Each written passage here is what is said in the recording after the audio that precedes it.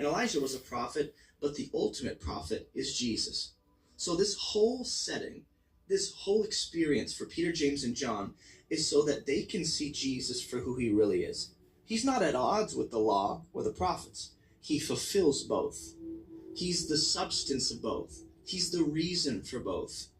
But now that Jesus is here, okay, this doesn't mean we discard both.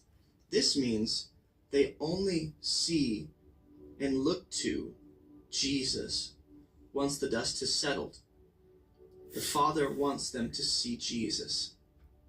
Not just the law and the prophets, but Jesus as overshadowing and being more substantial than both. Moses and Elijah. And Moses and Elijah have to be there. But there's one last thing that's happening. Mount of Transfiguration. The whole setting is reminiscent of Moses meeting with God on Mount Sinai, or Elijah meeting with God on Mount Horeb, I think is what. No, it wasn't Horeb. I forget what mount it was. Dang it. But Moriah. The whole setting is reminiscent of that. And just as Moses and Elijah met with God, here we have Moses and Elijah once again meeting with God. But instead of there being some invisible divine presence, that's represented in the cloud. But mainly, it's that they're speaking with Jesus, who is God incarnate, the visible presence of the Lord.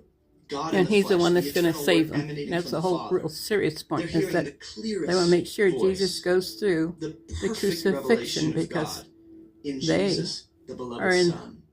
So heaven, what I think is happening here mainly is that Peter, James, and John see Jesus for who he is, which is that he is in fact divine. He is the eternal Word emanating from the Father, always existing alongside the Father.